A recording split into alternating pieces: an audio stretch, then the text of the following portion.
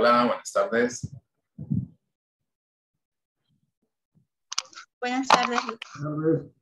Buenas tardes. Buenas tardes. ¿Cómo vamos?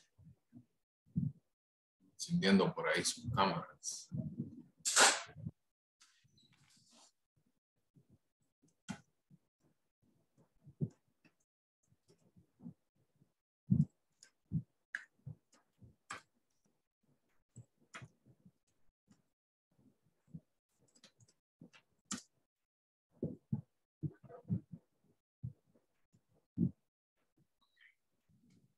Ver. ¿Saben qué? Me gusta la clase ahora, solo que solo damos lunes y miércoles, porque siento que mi fin de semana dura como 5, entonces pareciera como que es lo único positivo que les puedo decir. Lo disfruto más, Lick. Yo siento que el fin de semana dura como 6 días. Ya vamos a hacer lo posible. Ok. Hoy vamos a continuar donde nos quedamos en la semana pasada. Quiero dedicar ahorita los primeros minutos para comentar algo. Recuerden que nosotros en la clase, las primeras 2 unidades son muy teóricas, ¿ok? Son muy teóricas. Sin embargo, aproximadamente como a mediados de junio, aproximadamente como el 15 al 25, algo así, en algún día entre esas fechas, nos vamos a reunir presencial, ¿ok? Esto para poder, en un solo día, podemos evacuar sin ningún problema el proceso de aplicación. Porque si ustedes verifican su programación, la unidad 3 es full, todo de trabajo de las pruebas. Y como requisito para que ya ustedes entren a la tercera unidad, va a ser tener ya los protocolos de aplicación. En el caso de, todos aplicaron CAD en psicodiagnóstico 1. Así que ya está, ¿no? Bueno, pero si no lo aplicaron, por lo menos lo vieron. Sí, ¿verdad? Ok, ya saben entonces que tienen historias, que se redactan, que luego se hace un análisis. Yo le digo que es una sábana, pues, literalmente la hoja es una sábana de interpretación. Entonces, ese es un requisito para que ustedes ya se vayan preparando. Yo se lo voy a hacer saber con antelación, pero ¿a qué va mi comentario? Para que ustedes ya vayan buscando la persona que va a participar en el proceso de evaluación. ¿Cuáles son los únicos requisitos? Bueno, 1, que sea mayor de 18 años y 2, que no tenga ningún vínculo, ningún nexo con usted. O sea, que no sea familiar, que no sea su compañero de trabajo. Si usted llegara a tener alguna persona que quiere participar del proceso, pero que lo conoce o que es su familiar o algo por el estilo, puede intercambiar con uno de sus compañeros. ¿Ok? También recuerden, estaba revisando hoy, que más o menos para el 28 de junio, ustedes ya van a estar subiendo el video y las notas de su entrevista. Entonces, para que ustedes lo tomen eso en consideración. Por eso les digo que más o menos por ahí, como aquí tengo el calendario, más o menos como el lunes 20 o el miércoles 22, más o menos vamos a vernos de manera presencial. Incluso creo que podría ser, bueno, no, ¿saben qué? Tenemos el examen, es el 15 de junio. Podríamos incluso dedicar a un par, y ese día nos vemos presencial. Entonces podría ser que ese día también nos extendamos un poquito más de la hora para poder trabajar y luego lo extendemos para el lunes 20 incluso para estar viendo esto. Porque la entrevista sí nosotros la vamos a entregar el día martes 28 de junio y luego los videos y todo eso se entrega el 8 de julio.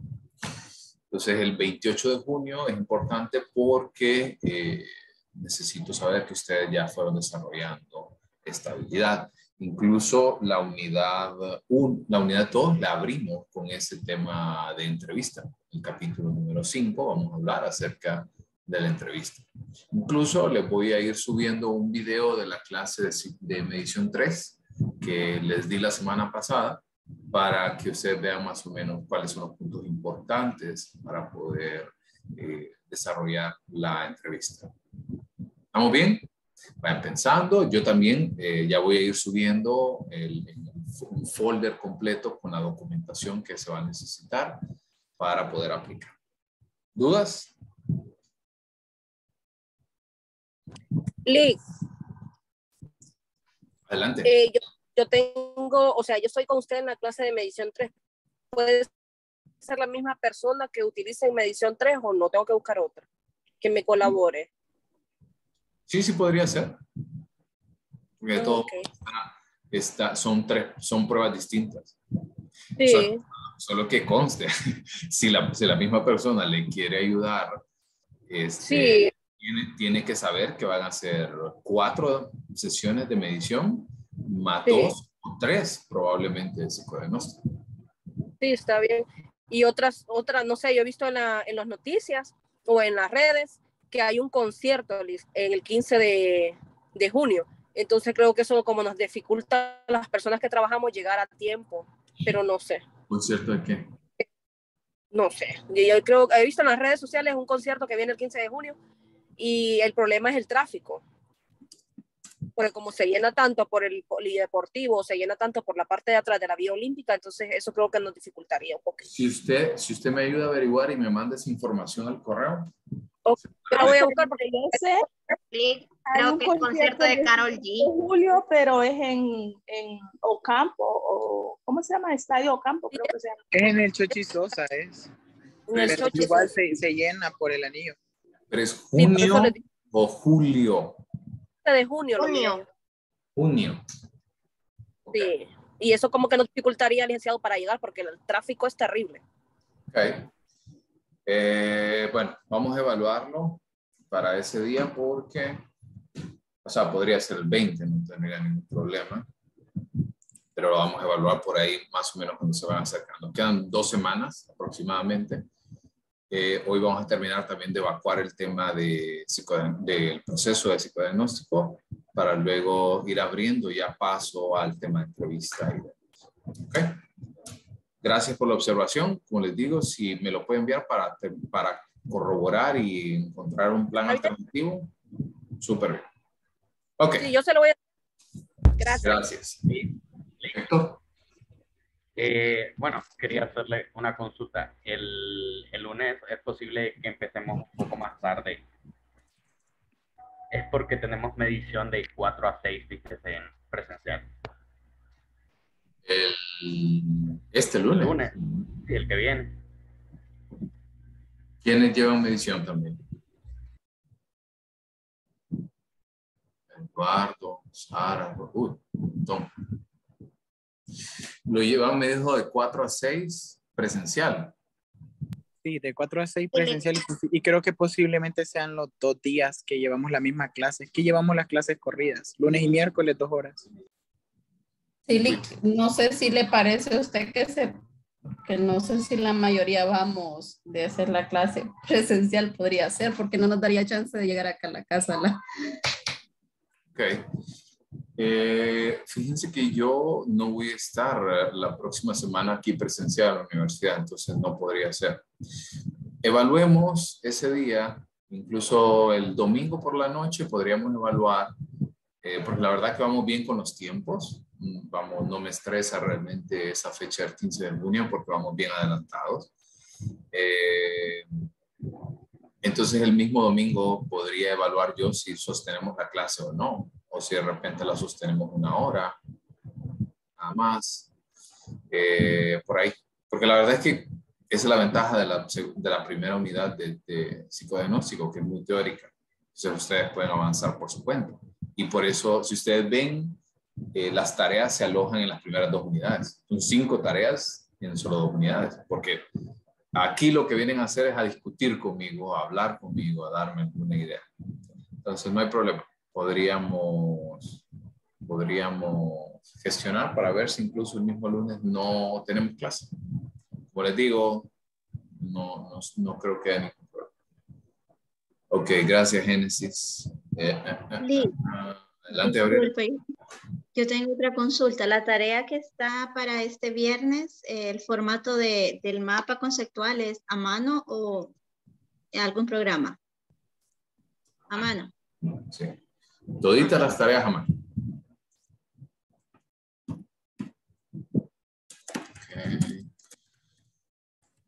Ok. Entonces, sigamos por donde nos quedamos. Aquí. ¿Estamos viendo ya pantalla completa? ¿Sí, verdad? Sí. Gracias. Ok, ahora sí, si ya quieren, apaguemos la cámara y empecemos a hablar acerca de dónde nos quedamos.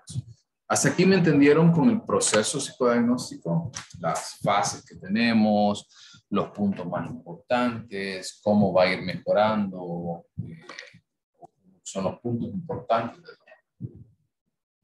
¿Una duda, un comentario al respecto?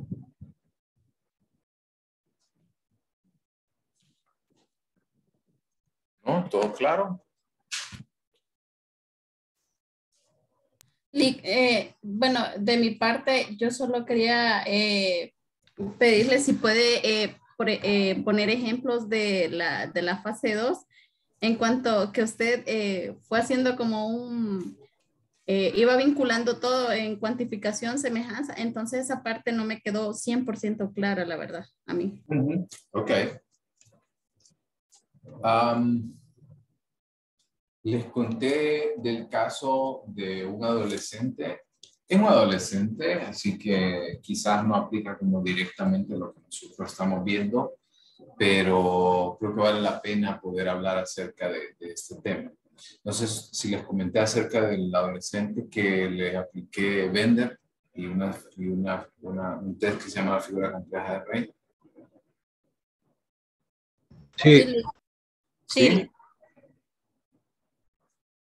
Entonces, les comentaba en este punto que cuando estábamos hablando de este tema, el paciente vino, bueno, la madre como consultante me dijo de que tenía problemas académicos, ¿no? Ese es su motivo de consulta. Y cuando empezamos a trabajar en esto, me doy cuenta de que realmente el niño empieza a mostrar un cierto grado realmente de retraso psicomotor, o sea, que hablaba muy lento, que se desplazaba muy lento, que empezaba, perdón, que empezaba su dicción, su forma de ver las cosas, aplanado, sin ningún tipo de emoción. Entonces, cuando yo tengo ese primer momento, ese primer contacto con el niño, con el adolescente, empiezo a ver y empiezo a cuantificar. Entonces, cuando yo empiezo a cuantificar, veo que cumple. Todo lo que yo acabo de decir son síntomas, ¿verdad? Retraso psicomotor, aplanamiento emocional, dificultades para movilizarse, abulia, o sea, falta de motivación en muchas cosas. Y eso yo lo pude cuantificar. Y cuando yo veo ese perfil, lo empiezo a asociar con un trastorno neurológico. Porque generalmente, cuando nosotros tenemos un individuo con este tipo de síntomas, puede deberse a algún trastorno neurológico, sobre todo en algún daño, ya sea en zona de cerebelo, de bulbo raquídeo, que al final es como el centro coordinativo de estas funciones. Sin embargo, cuando aplico la primera prueba, que es para descartar organicidad, Bender, me doy cuenta que se tarda 43 minutos en desarrollar el Bender, pero el Bender está perfecto, o sea, literalmente perfecto, o sea, una cosa casi como que estuviera viendo las tarjetas. Aplico una segunda prueba que se llama figura compleja de Rey, que se basa en dos partes. Una es que es muy parecida al Bender en el sentido que hay una tarjeta y él tiene que hacerla lo más parecido posible, pero la segunda parte es que tiene que hacerlo, lo tiene que hacer de memoria. Y es una figura bastante compleja. Y en este sentido, la persona en ambas instancias lo hizo de manera perfecta también. Pero en cada uno de ellos se tardó 40 minutos. 40 minutos en reproducción y en copia y 34 o 35 minutos, no me acuerdo, en reproducción. Entonces, cumple el criterio, en este caso de semejanza y cuantificación, cumple con los criterios para daños neurológicos en términos de tiempo. Pero cuando hago un análisis cualitativo de la prueba, me doy cuenta que no es así. Porque generalmente una persona con trastorno neurológico tiene más bien un puntaje bastante bajo en ambas pruebas. Y en este individuo estaba en los percentiles más amplios. Así que ahí cuando empiezo a observar que estos mismos síntomas que se empiezan a observar están dentro de otro trastorno que es uno de los trastornos del estado de ánimo. No sé cuál todavía porque no he tenido una segunda evaluación. Y cumple con criterios específicos para un trastorno depresivo. No sé si un trastorno depresivo mayor o un trastorno depresivo persistente, porque esto va a depender de alguna cuantificación adicional. Pero si ustedes ven, me formé la hipótesis y luego, ustedes pueden observar, lo voy a poner en azul, entonces me formé yo la hipótesis, ¿sí? En el paso número 2, y luego pasé a contrastarla. Pero me di cuenta de que al administrar estas técnicas de evaluación no era lo que yo esperaba en términos de hipótesis. Entonces tengo que volver a replantear la fase 2 para volver a pasar entonces a la fase 3. ¿Sí? ¿Sí quedó más claro? Sí, Lick. ¿Muy bien? Sí, Lick. Ok.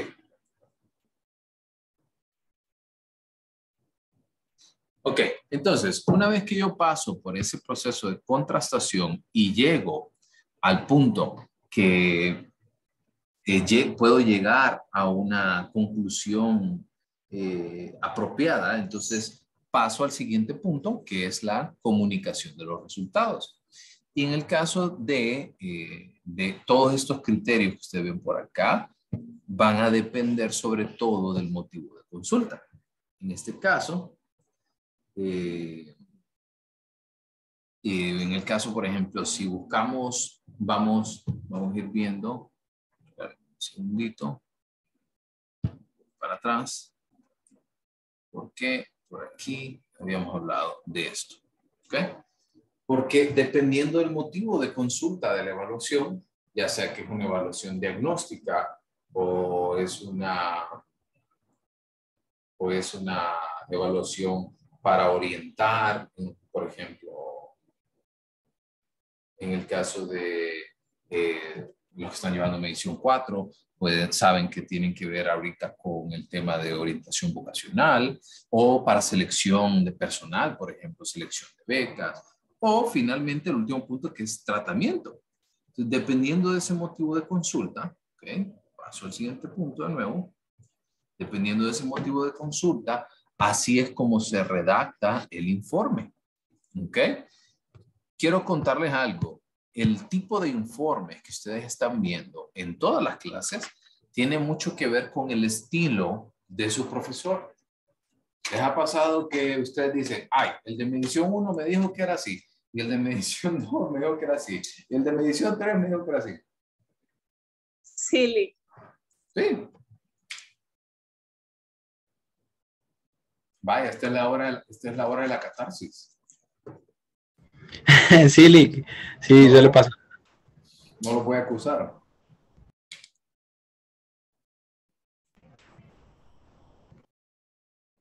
Entonces, todo esto va a depender, uno, del motivo de consulta, y dos, depende mucho de su propio estilo de redacción. Por ejemplo, hay muchos profesores aquí en la universidad que tenemos un estilo parecido y quizás pueden variar algunas cosas, quizás no fundamentales del informe, pero quizás puede cambiar el tipo de redacción, puede cambiar los formatos, Pero las partes básicamente siguen siendo las mismas. Porque nosotros lo que estamos viendo principalmente son los de tipo informes, de tipo descriptivo, en algunos casos de clasificación, como por ejemplo de inteligencia y diagnóstico. Y en el caso específico de medición 4, ustedes ven los de orientación.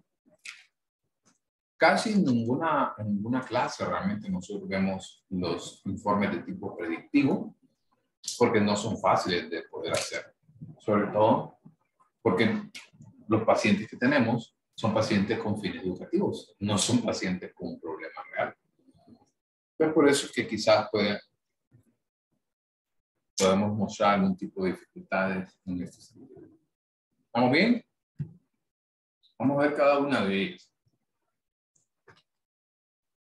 Empecemos entonces por la recogida de información. ¿A qué nos referimos entonces con especificar la demanda? ¿Qué creen?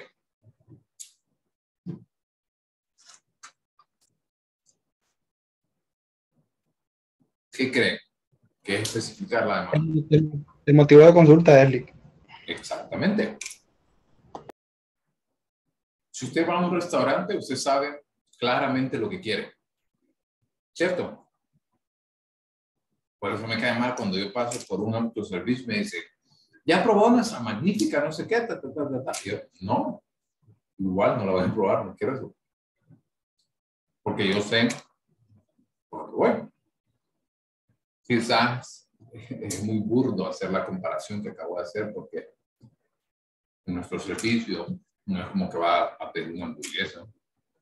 Sin embargo, sí puede ocurrir en muchas ocasiones que ni el mismo paciente sabe qué es lo que quiere. Entonces nosotros debemos de empezar a marcar, a delimitar esto que nosotros queremos observar, sobre todo con la idea de poder llegar a una conclusión. Entonces debo de especificar la demanda. ¿Qué quiere la persona? En segundo lugar, vamos a establecer las condiciones históricas y actuales del caso. ¿A qué se refiere con esto? ¿Qué opinan?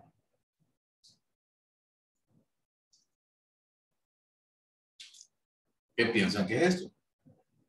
Entrevista. Exactamente. Para poder darle un flujo a lo que nosotros queremos ver, a la demanda, necesitamos conocer el historial. Como cuando se va al médico y el médico le pregunta, ¿y cuáles han sido las enfermedades que ha tenido? ¿Y qué medicamentos está tomando actualmente?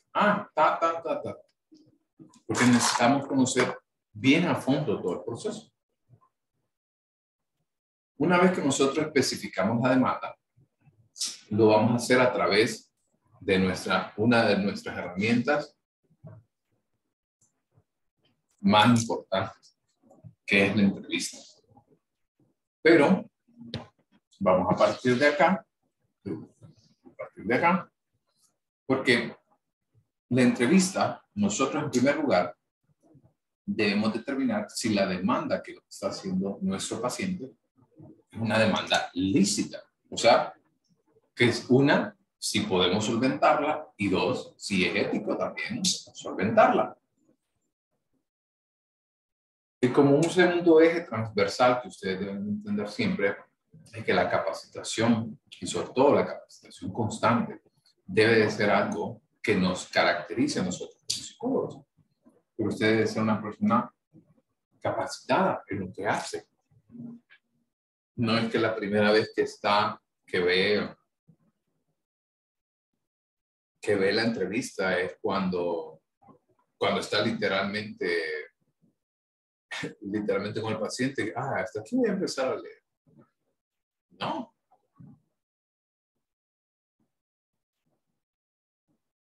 Una vez que nosotros entendemos estos dos ejes, que si la demanda que nos está haciendo nuestro paciente es lícita, y entender nuestro rol como un psicólogo capacitado, llegamos entonces a 4 puntos importantes. Uno es esclarecer el motivo de consulta, o sea, ¿qué quieren? 2, ¿Por qué solicita la evaluación? ¿Les ha pasado que, vale, ¿quién llevó medición 3 conmigo? Creo que Rodolfo, Ivonne, Sara, ustedes llevaron medición conmigo. ¿Se acuerdan cuando les explicaba la diferencia entre el motivo manifiesto y el motivo latente? ¿Se acuerdan? Sí. ¿Qué recuerdan de eso? Bueno, el motivo de consulta manifiesto es la queja en sí de lo que el paciente puede decir que manifiesta. Y ya el motivo, el latente es pues lo que en sí podemos encontrar mediante avanzamos en la evaluación. Uh-huh. Sí, incluso en algunos casos,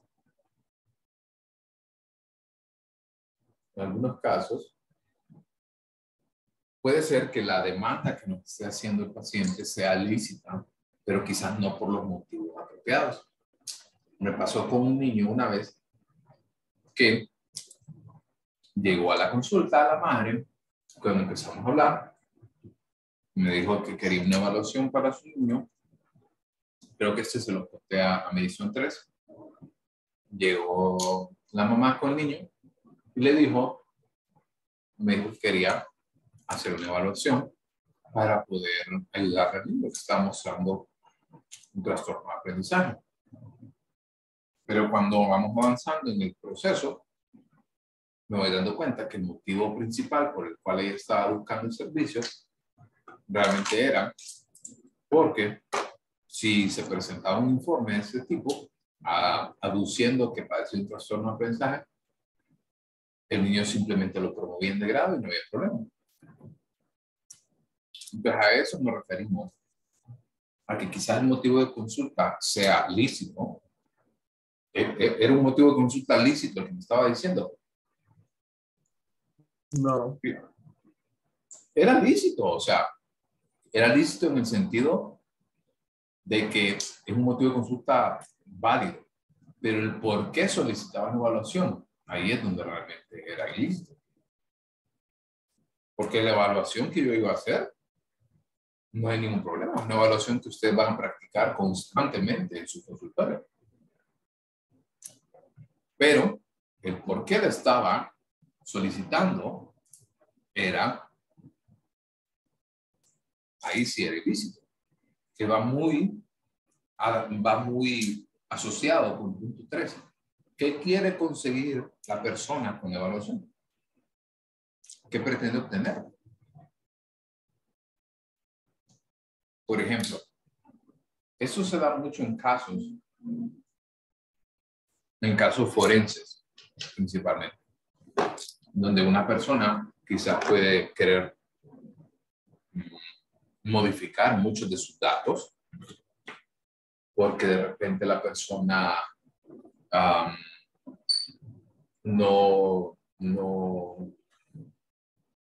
quizás no pasó por ese evento traumático de repente, pero pretende hacer ese cambio, pretende querer generar este punto de inflexión, y en muchas ocasiones puede ser que las personas estén muy de la mano, coludidas de repente porque pueden obtener un beneficio económico, por ejemplo. Entonces, eso no lo descarto. Que conste que no quiero decir tampoco que todas las personas que pasan por un proceso de evaluación de tipo forense están mintiendo. Nada que ver, nada lejos de la verdad. Pero, nada más lejos de la verdad, pero también podemos tener ese tipo de casos. Y ahí es donde usted debe de entender, debe de desarrollar ese ojo clínico que permita, que le permita ver más allá de solo lo que me dice. ¿Ok? ¿Va bien?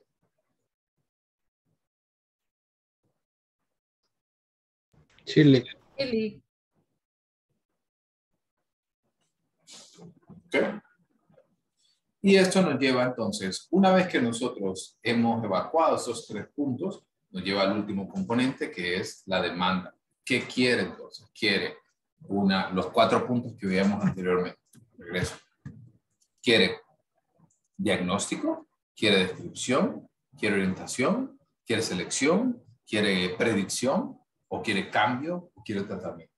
¿Okay? Una vez que nosotros establecemos estos motivos de consulta, ya podemos avanzar al punto 2, que en el caso de que nosotros somos capaces de poder solventar el motivo de consulta, somos capaces de poder darle una solución a la persona, debemos de informar que esto está dentro de nuestro consentimiento informado, que usted va a utilizar, ¿verdad? Una serie de técnicas, test, instrumentos psicológicos para los cuales se necesita su aprobación, ¿verdad? Además de esto, de que no solamente requieren de su aprobación, sino también de su colaboración, de una colaboración sincera, honesta, abierta, asegurando que la persona, su información, sus resultados van a ser manejados de una manera sumamente confidencial. Vamos entonces a hablar ahora de las condiciones históricas y actuales del caso. Eso quiere decir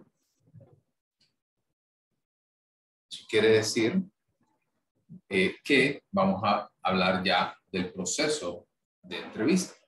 Vamos a indagar en aquellos aspectos ambientales, personales, que forman parte de la historia del sujeto. Eso quiere decir el camino que ha tenido que tomar para llegar a ser quien es. La vez pasada, ayer estaba escuchando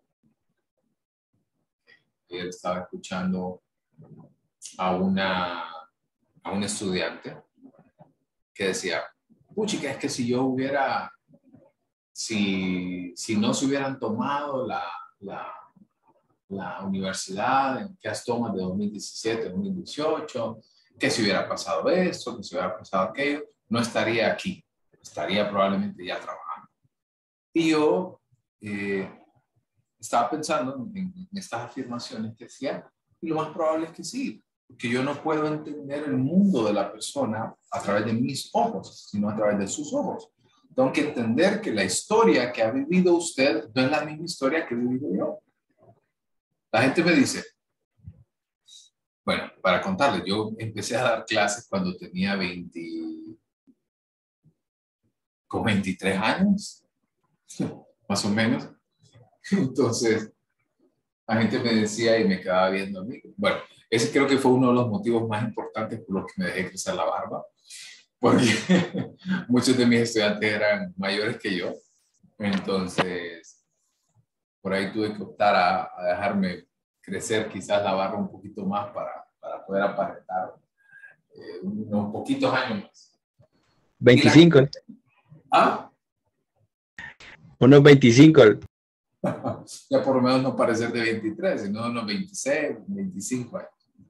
Entonces, la gente me decía mucho a mí, puchica, Ali, que no sé qué, y a los cuántos años estudió y no sé qué, no sé cuánto.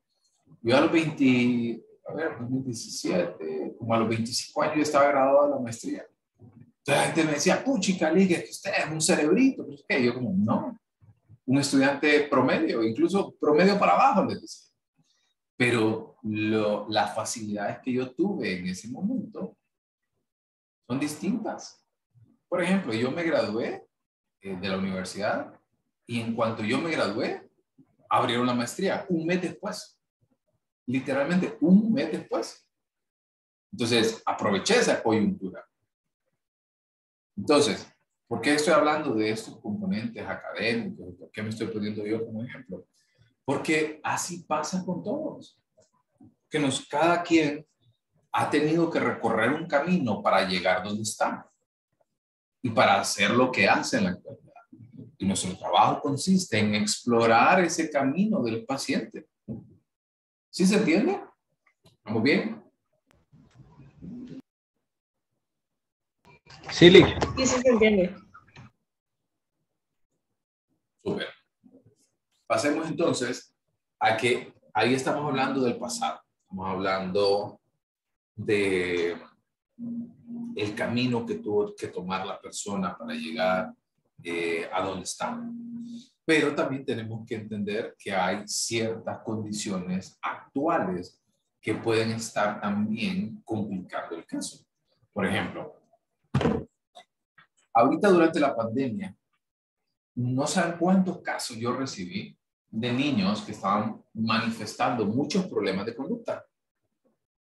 Y esto era principalmente, a ver, más allá de los que me contestan siempre, quiero oír otras voces, quiero oír a Fabiola Guerrero, quiero oír a Luis Elvir, quiero oír a Scarlett Pamela. ¿Están por ahí?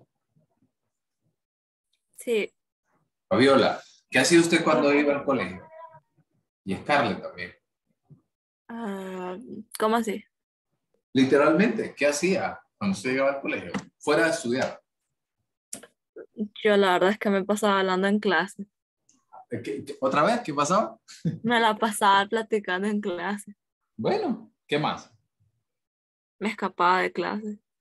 Ok, y Roleábamos comida también. asumo que no se escapaba sola. No. Bueno. ¿Qué más? A ver, a Scarlett, ¿qué más hacía usted? Bueno, yo evitaba las clases que tuvieran números. ¿Cómo? Evitaba las clases que tuvieran matemática, no entraba. Ok, eso quiere decir que ustedes estaban acompañados. Quiere decir de que el tema social en muchas ocasiones les permite a los individuos llevar a cabo un montón de dificultades, llevarlas de la mano. ¿Cuántos de ustedes no quisieron arrancarse, despelucarse con su pareja cuando empezó el tema de pandemia? Ya, de verdad, o sea, sí, de nuevo, este es un espacio más o menos como la consulta, donde lo que se habla aquí se queda aquí. Pasó. Ustedes no saben la cantidad de tasa.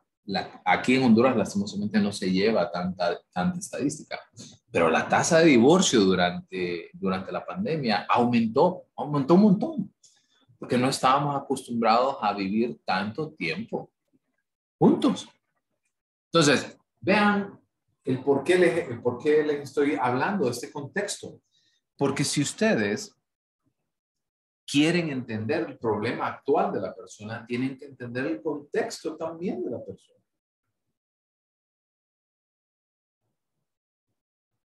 ¿Sí? Necesito entender no solamente de dónde viene, cuál ha sido su recorrido histórico, sino también dónde está. Y lo otro, hay un libro que se lo voy a recomendar un montón que se llama, se lo voy a escribir acá, no me sé el nombre exacto en español porque yo, la verdad que compro libros en inglés porque las traducciones a veces las hacen como cuando hacen las traducciones de películas. Entonces, por acá, se lo voy a poner en inglés, luego ustedes lo pueden buscar por su cuenta. Se llama Conquer Worry and Anxiety, del autor Daniel Amen. Y habla mucho de que para poder entender la ansiedad, para poder entender la depresión, primero tenemos que entender la parte biológica. A ver, cuando ustedes comen una comida demasiado rica en carbohidratos, me refiero, vaya, el mejor ejemplo que yo les puedo decir de una comida rica en carbohidratos es una sopa de olla. ¿Qué lleva la sopa de olla?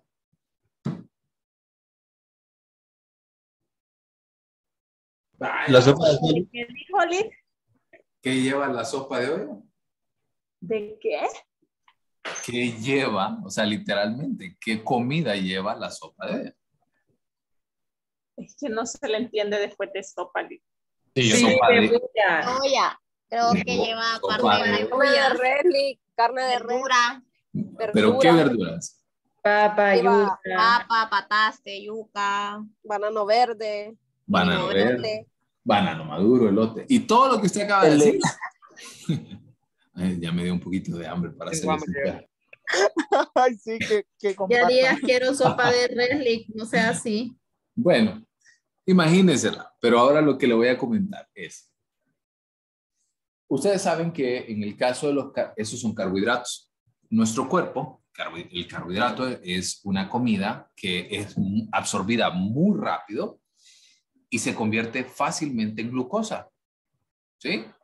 Eso quiere decir de que en un momento su cuerpo, cuando usted come una comida con esa carga calórica, generalmente su cuerpo cierra mucho flujo sanguíneo en otras funciones para dedicarle el trabajo a la digestión. Y dentro de esas funciones está mantenerlo despierto, claridad de pensamiento, principalmente funciones cognitivas. ¿Qué pasa después de la sopa de res o la sopa de olla? Sueño. Sueñito. Sueño. O el mal del puerco, como le dicen. Entonces, vean, eso se los estoy poniendo con un ejemplo tranquilito de domingo en la tarde, relajado. Pero si usted vive una vida entera comiendo mal, comiendo cosas que alteran su estado de ánimo, porque después de eso usted lo que menos quiere es ir a conocer a alguien, a dar una vuelta, a socializar. Lo que quiere es irse a dormir. Entonces tenemos que entender la parte biológica primero. Si es una persona que llega como un motivo de consulta, por ejemplo, que el individuo está mostrando un montón de sintomatología asociada con depresión y usted empieza a explorar sus hábitos alimenticios, sus hábitos de sueño, se da cuenta que es una persona que duerme muy poco. ¿Cómo se siente usted cuando duerme poco? Cansado, enojado, apático. Sensible también, Lick. Sensible. Sensible. Enojado, irritable. Si usted me pregunta a mí, yo me siento irritado cuando yo no duermo bien. Y me siento irritado. Entonces, tenemos que hacer correcciones primero en esas áreas, porque probablemente la persona no cumple mucha sintomatología asociada de repente con esto, con la depresión. Sí, seguramente. Pero si yo me voy directo y lo primero que le doy, no, mire, aquí está. No usted, ¿verdad? Sino que lo remite a un psiquiatra. El psiquiatra viene y ¡pum! Tenga estas clonazepam, ahí lo dormimos para que ande más dócil, más mansito y ya. No funciona así. Tenemos que pasar primero por explorar la parte biológica, la parte socioambiental. Imagínense que la persona llega con problemas de autoestima porque insistentemente en casa sufre casi que de un bullying psicológico increíble de parte de sus compañeros de hogar, de su esposo, de su esposa, de su padre, de su madre, de sus hermanos. Entonces, debemos de entender esto. ¿Cómo le voy a decir de repente, que está triste porque fíjese que perdió su trabajo? ¿Quién no va a estar triste?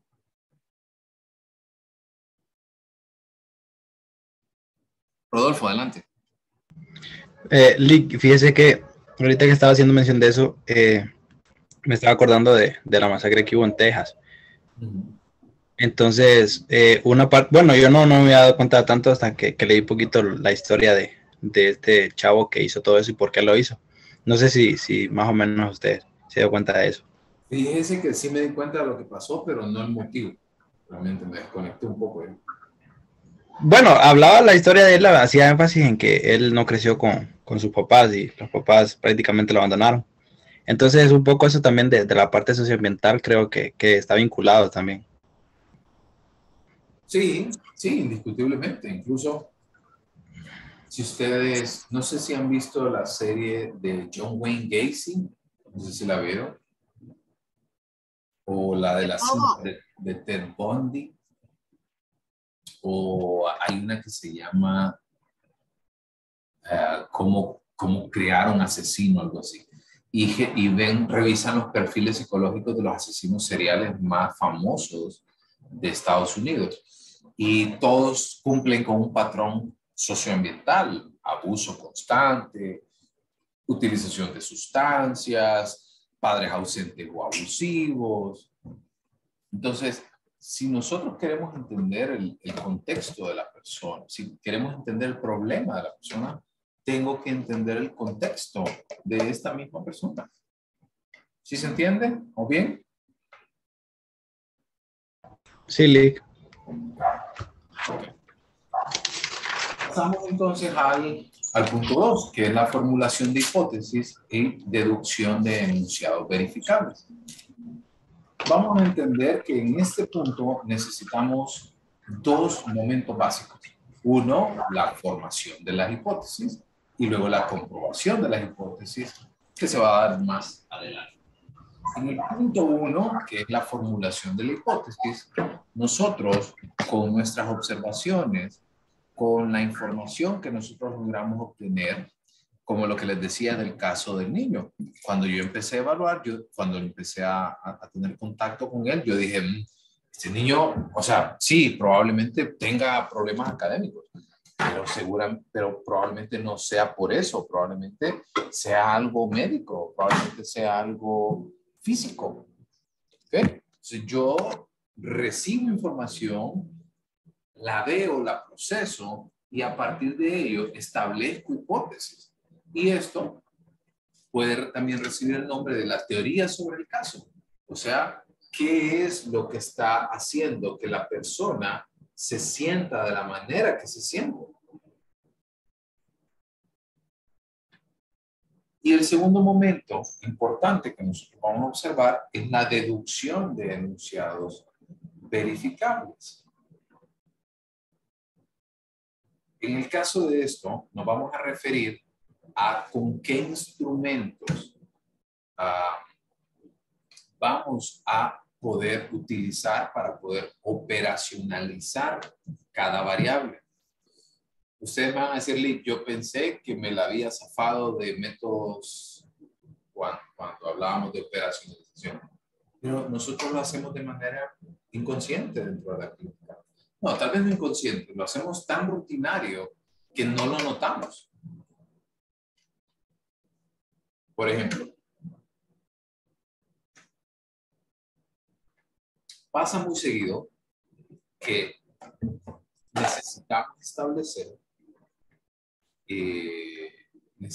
establecer un criterio de evaluación. Y este criterio de evaluación va a ir asociado principalmente con puntajes. Por ejemplo, cuando ustedes aplicaron WISE, ¿cuál era el puntaje para considerar que el individuo estaba dentro del promedio? ¿Recuerdan?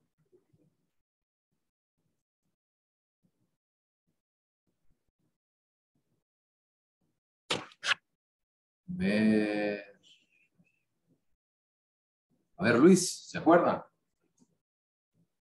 O WIS, o WIPSI, cualquiera de 90 a 110. De 90 a 110. ¿Qué pasaba entonces si salía de 90 a 110? Promedio. Pues, si se salía de esos puntos, estaba arriba o abajo del promedio. En MPI, ¿se acuerdan? Un valor más o menos entre 40 y 60 se colocaba dentro del promedio. Entonces, puntos importantes que nosotros debemos de entender es que nos establecemos criterios. Los criterios van muy asociados con las hipótesis y la operacionalización de esta variable. O sea, ¿cómo voy a medir si la persona presenta síntomas asociados con depresión? Ok, está bien. ¿Con qué instrumento voy a utilizar? ¿Y qué debería de cumplir para saber si esta persona, entonces, puede ser diagnosticada o no? ¿Me siguen acá con esta idea? ¿Estamos bien?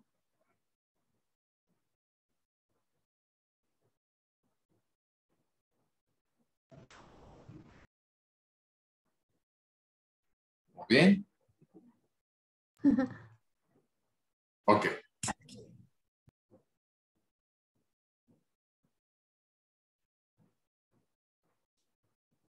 Una vez que yo avanzo entonces de este espacio, de poder entender la formulación de esta persona, podemos llegar a 4 supuestos.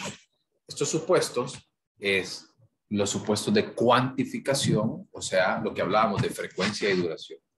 ¿Recuerdan, por ejemplo, en DCM anormal 2, hablemos específicamente que, por ejemplo, cuánto tiempo debía de durar para poder ser diagnosticado con depresión mayor? ¿Se acuerdan? Los famosos criterios diagnósticos. La persona debe de presentar esta sintomatología más días de los que no durante 2 semanas. Eso es cuantificación, eso es frecuencia y duración. ¿Ok? Otro supuesto importante son los supuestos de semejanza, lo que nosotros estábamos hablando, el sistema de clasificación. La clasificación, ¿cuáles son nuestros sistemas de clasificación? Multiaxial y multidimensional. Exactamente. Y nuestros manuales diagnósticos son sistemas de clasificación.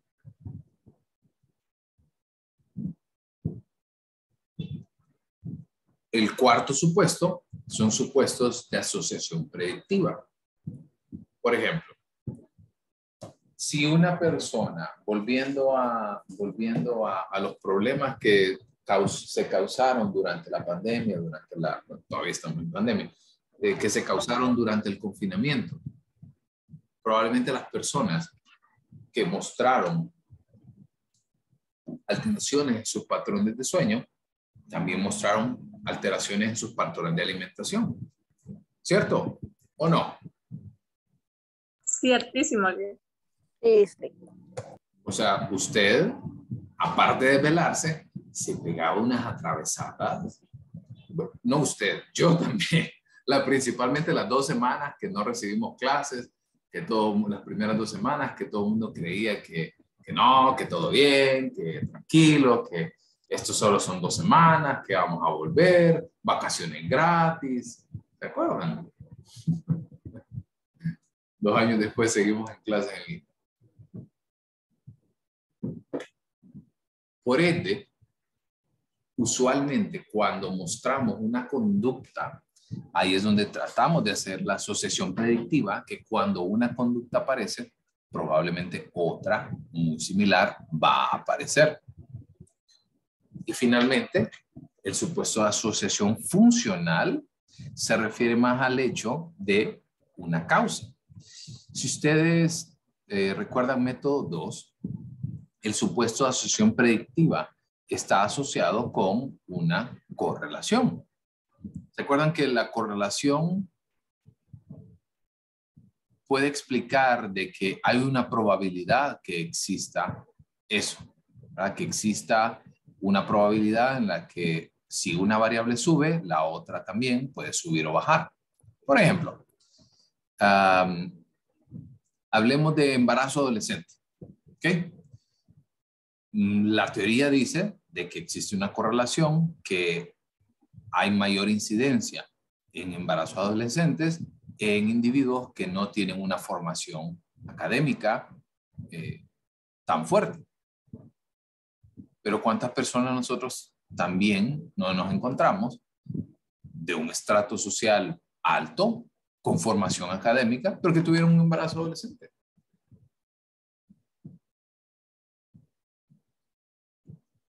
¿Qué opinan? ¿Es posible? Que sí pasa, pero en menor. Exactamente. Pero por eso es una asociación predictiva, porque es una probabilidad. Pero con el supuesto de asociación funcional, aquí yo me voy de la correlación, por ponerles este ejemplo, me voy de la correlación a la explicación. O sea, paso al elemento experimental donde yo puedo explicar por qué ocurre esto. ¿Sí se entiende?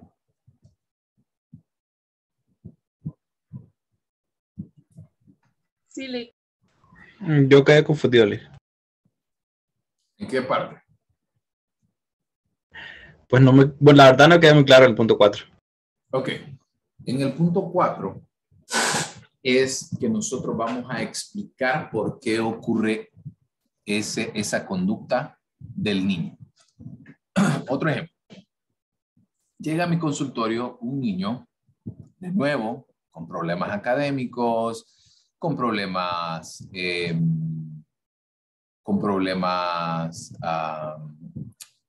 sumamente hiperactivo, tendía a tener problemas de conducta también, ya estaba llegando a ser retador con los profesores, con las profesoras, a veces agredía a los compañeros y bueno. Empezamos en la entrevista, establecemos el motivo de consulta y cuando vemos en la entrevista, ya los padres estaban separándose. Eso quiere decir, los padres estaban ya cada quien jalando, como dicen, agua para su molino. Por ende, cuando empiezo a hacer la observación, ellos empezaron a tener una conducta sumamente desprolija en cuanto al cuidado del niño. No revisaban si tenía tareas o no, si cumplía con las labores o no. El pasar tiempo con el niño significaba estar todo el día en el celular o todo el día viendo televisión. Cero estimulación, cero conversación. Y aparte de eso, una relación bastante fuerte entre ambos, en el sentido de que había discusiones constantes, problemas económicos, el cual el niño los presenciaba. Aparte de eso, los dos integrantes empezaron ya a salir con otras personas y se lo presentaban al niño. O sea que una inestabilidad a nivel relacional sumamente fuerte. Entonces, podría decir yo de que los problemas académicos se debían a que el niño tenía un trastorno de aprendizaje. Evalué y no. En WISC el niño salió bien dentro del promedio. En Raven, en la escala de colores también salió bien. Le aplicamos TALE, aplicamos Bender, aplicamos figura compleja de Rey, aplicamos toda la batería y en todo salió promedio.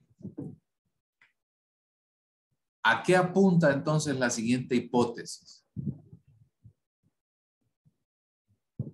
Lo estoy llevando paso a paso. Ya voy a llegar a explicar este cuarto supuesto. ¿Qué opinan? ¿Qué me llevaba a entender esta? ¿Qué es la parte afectiva? Emocional. Entonces, si yo pude descartar que no existe ningún componente neurológico, que no existe ningún componente asociado con un mal funcionamiento biológico, el siguiente punto que yo tengo que explorar, la siguiente hipótesis, es a nivel emocional. Y cuando aplico el DFH, el test del dibujo de la familia, el test del dibujo de la familia se negó a hacerla. ¿Qué implica esto? ¿Qué significa? Una percepción totalmente negativa del niño hacia la familia, hacia el concepto de familia como tal. Entonces, cuando empezamos, dentro de las recomendaciones, empezamos a generar recomendaciones para los padres, no para los niños, no para el niño, sino para los padres, que se pusieran de acuerdo en términos de disciplina, que no involucraran más al niño dentro de sus relaciones afectivas, que no utilizaran al niño como un intermediario de decirle a tu mamá que esto, decirle a tu papá que esto. Se empezaron a hacer y mágicamente, ¡pum!, los problemas de conducta, los problemas en clase, la agresividad, cesó. ¿Qué estaba causando entonces estos problemas, este motivo de consulta?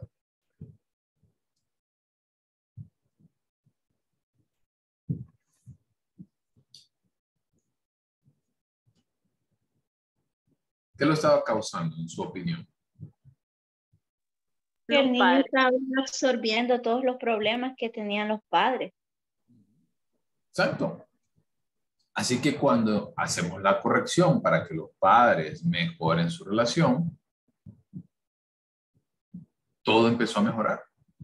Entonces, ¿qué estaba causando? Volviendo al supuesto de asociación funcional, ¿qué estaba causando? ¿Qué conductas estaban sosteniendo los problemas que estaba presentando el niño?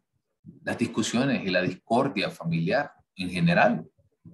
Una vez que yo pude detectar eso, pudimos moverlo, cambiarlo, cesaron los problemas y el motivo de consulta fue resuelto.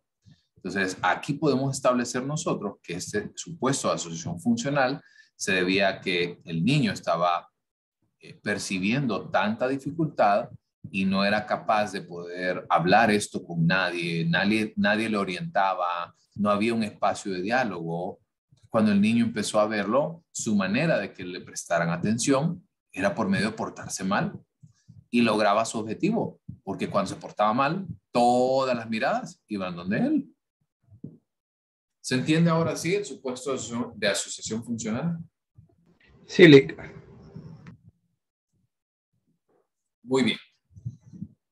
¿Qué pasa entonces cuando nosotros observamos?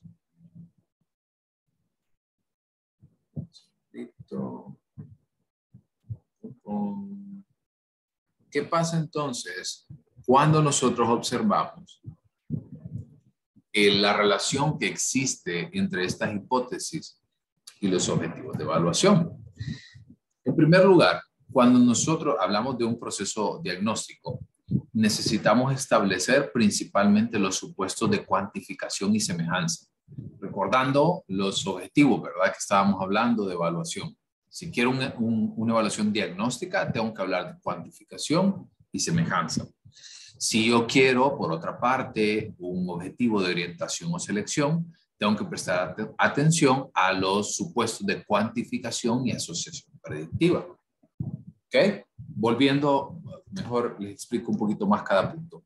Si lo que yo quiero es un diagnóstico, necesito llegar a cuantificación y semejanza de conductas. Eso quiere decir, cada cuánto ocurre un síntoma y estos síntomas dentro de qué rango de clasificación caben.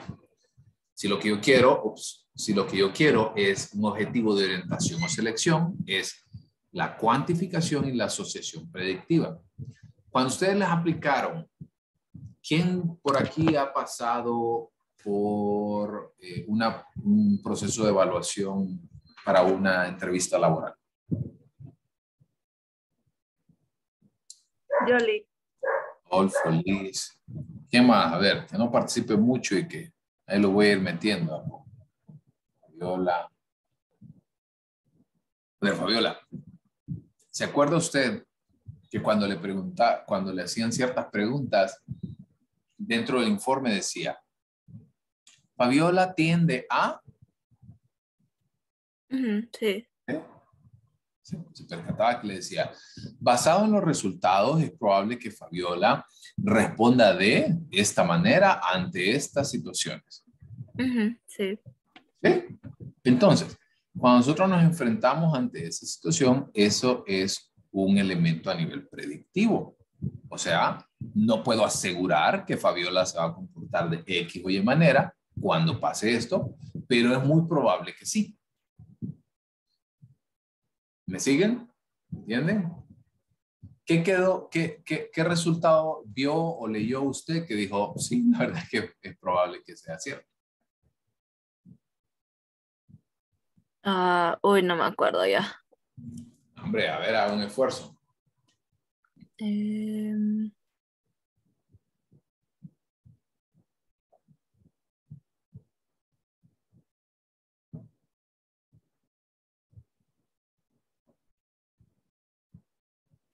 A ver, o alguien más que me quiera contar.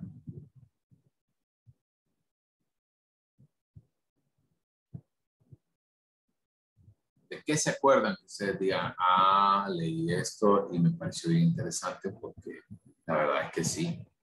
Es muy probable que yo repita o haga esto o haga aquello. A mí me pasó una vez, no un proceso de evaluación, pero sí contesté un test que decía un test de personalidad.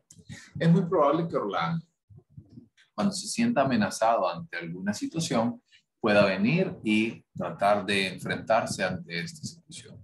Es como, sí, la verdad es que sí. Generalmente cuando yo percibo algún tipo de dificultad dentro del lugar donde yo estoy, le hago frente. Hay mucha gente que renuncia, hay mucha gente que dice que no, ¿para qué voy a pelear en contra de esto? Así que A eso nos referimos cuando nuestro objetivo es orientación o selección. Y finalmente, cuando ya nosotros queremos cambiar la conducta del individuo, tenemos que utilizar tanto los supuestos de asociación funcional o causal, porque lo vamos a poder verificar mediante nuestras pruebas, mediante correlaciones, mediante algo importantísimo, nuestro ojo clínico. ¿Se acuerdan en medición 3, cuando llevaron psicodiagnóstico 2, y ustedes les aparecía un rasgo del individuo y cuando usted lo leía, no hombre, no tiene nada que ver este rasgo con quién es realmente la persona? Sí. Sí, ¿Se acuerdan cómo, cuando yo les enseñé en medición 3, cómo se resolvía eso?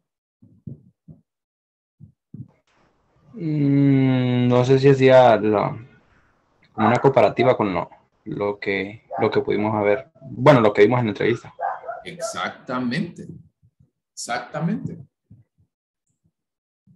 Nosotros vamos a utilizar entonces la información de nuestro ojo clínico, nuestra forma de ver las cosas, y a partir de ello es que vamos a generar el cambio comportamental. Entonces, vamos al paso 3, ya casi vamos finalizando, a contrastar. ¿Qué contrasto? Mi hipótesis con las pruebas. ¿Cuáles son las 3 fases? 1, la preparación y la planificación de los instrumentos a utilizar. Si ustedes vieron, yo les dije, para para el motivo de consulta, estas pruebas son las requeridas para este motivo de consulta. Por ejemplo, vamos a ver, para problemas académicos, yo digo, ok, bueno, voy a aplicar Bender, voy a aplicar figura compleja de red, voy a aplicar DFH, voy a aplicar familia, voy a aplicar esto. Pero también tengo que entender, pero este niño tiene 6 años, entonces WISC no aplica, tendría que aplicar WIPSI. O por ejemplo, no tengo tanto tiempo para aplicarle al niño. Entonces, lo que voy a hacer es que voy a utilizar una versión corta de WIPSI. Y la versión corta que voy a utilizar, porque como me dicen que tienen mucho problema para prestar atención, voy a involucrar mucho el índice de memoria de trabajo y el índice de velocidad de procesamiento. ¿Les hace sentido esto? ¿Les hace lógica? Sí, mucho. ¿Sí? Entonces, yo necesito empezar a tomar en consideración la información que tengo y lo que necesito hacer. Entonces, ese es el primer punto, la preparación y planificación. El segundo punto es la administración, o sea, es ya estar frente a frente con el individuo. En eso voy a pasarlo, porque es algo que ya lo hemos visto. Y finalmente es el análisis de los resultados. Es, por ejemplo, si ustedes vieran el Bender, que les comentaba ahorita del adolescente que lo hizo perfecto, ustedes dirían, no hombre, este Bender es de un individuo completamente sano, sin ninguna dificultad. Quizás por ahí, si hacemos el análisis emocional, podríamos encontrarnos un individuo un poquito compulsivo. Pero si ustedes no tienen la información que se tardó 43 minutos en hacer un Bender, eso cambia por completo, porque tengo que analizarlo desde una óptica distinta. No solamente desde la parte maduracional y perceptiva, sino también emocional. ¿Ok? ¿Muy bien? Y finalmente, sí, adelante. No, sí, le decía yo. Ok, perfecto. Gracias.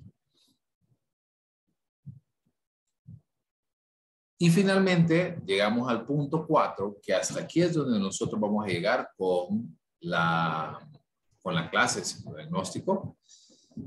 Vamos entonces a observar que el proceso de comunicación de resultados concluye una vez que usted toma la información de todo lo que pudo observar, de lo que aplicó, de los resultados que arrojó las pruebas, entre otras cosas, y usted viene al final y le dice, le comunica a su paciente en términos de un informe productivo, de un informe que sea entendible para la persona. Sobre todo porque, ¿se acuerdan que yo les ponía mucho hincapié al hacer un informe? Que el informe no es para usted, es para la persona. Entonces, había gente que decía, en Y sacó un CI de 100, lo que lo ubica en un percentil de 50 con un intervalo de confianza entre 90 y 110.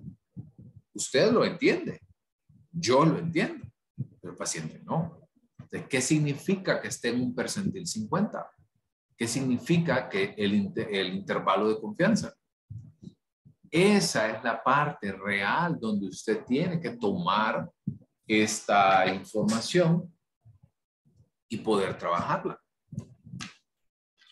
¿Okay? Poder hacer un informe en pocas palabras, por decirle en pocas palabras, un informe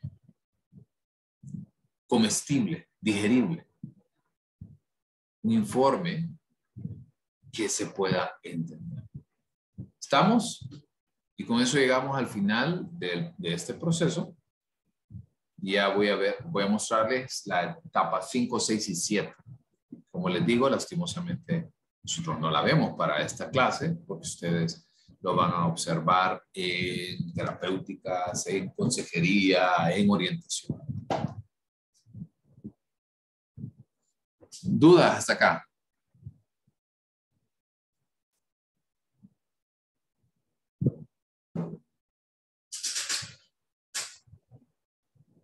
De momento no, Lick. Ok. Pasemos entonces, recordando que si el proceso que nosotros estábamos viendo era un proceso diagnóstico, hasta ahí llegar, hasta el punto anterior llegaríamos. Pero cuando nosotros estamos hablando de que es un proceso interventivo, eso quiere decir, lo que yo quiero es un cambio de comportamiento, no solamente un diagnóstico o no solamente un pronóstico en términos de selección, sino lo que yo quiero es cambiar el proceso, cambiar la conducta de la persona. Entonces necesitamos adoptar el proceso de intervención. Una vez que nosotros terminamos el proceso anterior, o sea, llegar hasta el proceso diagnóstico, empieza el proceso de intervención. Es como haciendo la comparación de tipo médico.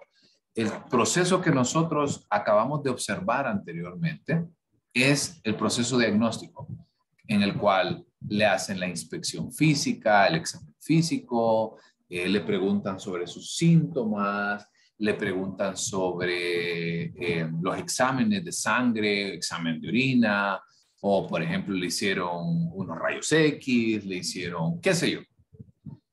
Una vez que usted llega ahí a ese punto, ahí finaliza el elemento diagnóstico y empieza el interventivo. Eso quiere decir, empieza la solución.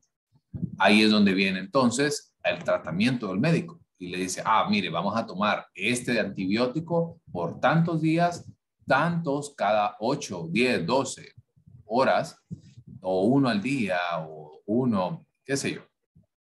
Y lo vamos a sostener por tanto tiempo y luego vamos a volver a hacer el examen que se hizo dentro de 15 días. Ahí es donde ese proceso interventivo entra. Una vez que recibe usted el plan de tratamiento, ocurre exactamente lo mismo con las demandas psicológicas. En el caso que les conté del niño con problemas conductuales por problemas de pareja, ¿cuál fue el plan de tratamiento? Pregunta. Así muy rápido. ¿Cuál fue el plan de tratamiento? No incluir a niños en los problemas de ellos. Uno. ¿Qué más?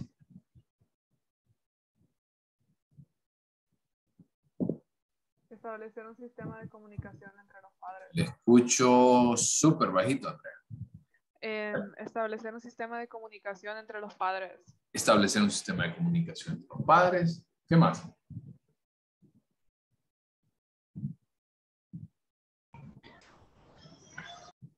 Tiempo de calidad con el hijo. Tiempo de calidad con el hijo. Muy bien, Fabián. Ese es el plan de tratamiento en psicología. Nosotros no necesitamos recetar pastillas. Nosotros no necesitamos venir y decirle tómese esto por tantos días y tanto. No. Nuestras intervenciones son más a nivel personal, individual, ambiental. Vamos, pero ese plan de tratamiento tiene que ser elaborado de manera muy detallada. Y voy entonces a los pasos que les decía. Paso 5 entonces es la elaboración del plan de tratamiento y la intervención. Y como ustedes pueden observar, en la fase 6 y fase 7 tenemos que va a ocurrir en 2 vías. Porque puede ser que el primer tratamiento que nosotros le demos no funcione. Probablemente, vaya, ¿a cuántos les ha pasado que estaban con una infección y el doctor les dio un antibiótico, pero resulta que no funcionó porque no desapareció la infección? ¿Qué tuvieron que hacer? Ir a consulta otra vez. Ir a consulta otra vez para poder venir y hacer el ajuste. Quizás el antibiótico que le dio, usted ya generó algún tipo de resistencia ante el antibiótico. Entonces probablemente va a necesitar otro antibiótico más fuerte. Ocurre lo mismo acá. No siempre vamos a pegar a la primera el tratamiento, porque quizás 1, puede ser que el paciente no lo siga. 2, puede ser que el paciente, aunque lo siga, probablemente su ambiente le restringe de muchas cosas. O quizás simplemente no fue la técnica adecuada. Por ende, la evaluación continua tiene que formar parte de nosotros. Debemos de estar en constante monitoreo con nuestros pacientes. Porque si nosotros logramos, imaginemos que se logra el objetivo, o sea, avanzamos en este flujograma, tenemos que entender también que nuestro proceso no termina ahí. ¿Por qué el médico le dice 2 semanas después vamos a volver a hacer el examen? Porque necesita saber que el tratamiento funcionó o que no funcionó. ¿Estamos? ¿Me siguen?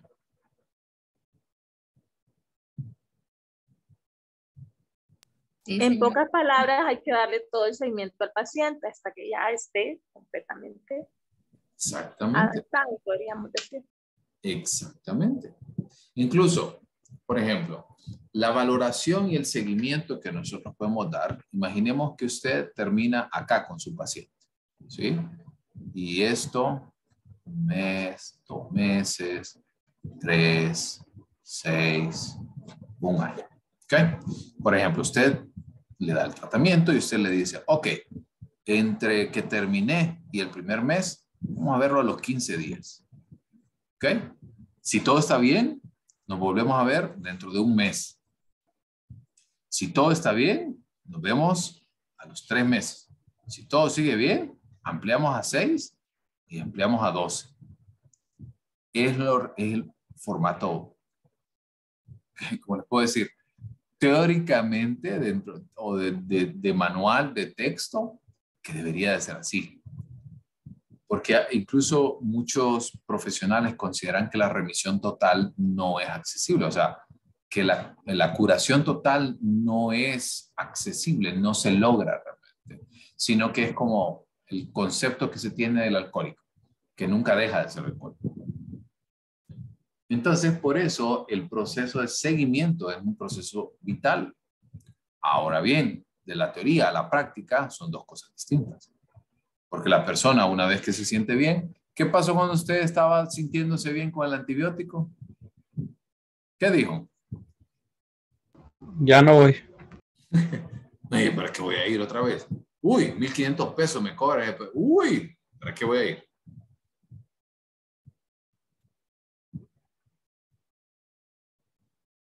No sucede también lo contrario, que dice, no hombre, si ni siquiera sirvió lo que me dio, ¿para qué voy a volver a ir?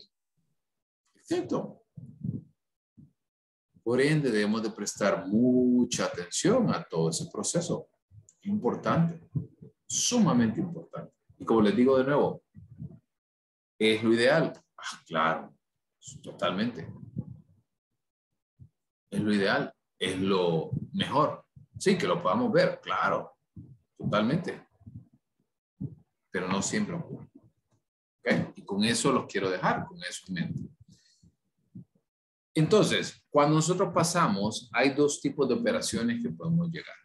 Uno es la intervención y el cambio. Eso quiere decir saber si la persona, por medio de una valoración, se logra ese cambio relativamente permanente y generar el seguimiento que acabamos de ver. Y lo otro también, que en el caso de algunas otras operaciones más básicas, el control, como por ejemplo, podría ser que una vez que terminó el tratamiento y la evaluación, imaginemos a nivel diagnóstico, se le hizo un diagnóstico de depresión, bueno, vamos a generar un cambio, a ver, vamos a volver a evaluar por aquí qué es lo que pasó, qué ha cambiado y comparamos los resultados a través del tiempo. Y esto lo podemos hacer también por medio de verificación experimental. Podríamos decirle a la persona, por ejemplo, que si tiene dificultades a nivel de socialización, bueno, que se exponga ante esto y a ver cómo le va. Y generamos el seguimiento. ¿Ok? ¿Estamos bien? Como les digo, lastimosamente no llegamos nosotros hasta acá en la clase de psicodiagnóstico, pero vale la pena poder enseñarles que nuestro trabajo no termina en entregar un informe. ¿Dudas, preguntas, consultas, sugerencias?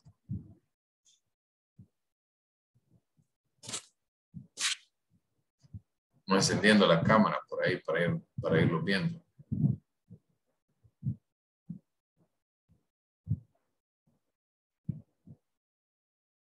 Preguntas. ¿Estamos bien? Clarísimos como el agua.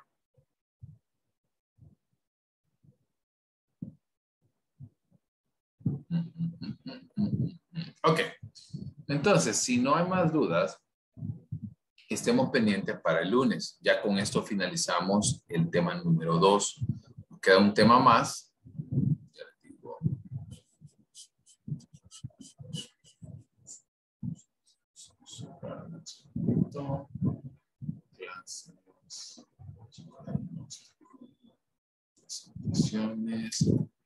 Nos queda ahora el tema de arte y ciencia de la clínica. Y con eso avanzamos luego ya a la presentación del capítulo 5 de entrevista y con eso básicamente vamos cerrando. ¿Saben qué? Ya sé lo que vamos a hacer para la siguiente semana. Quiero que se vayan formando en grupos. Vamos a tener 10 grupos.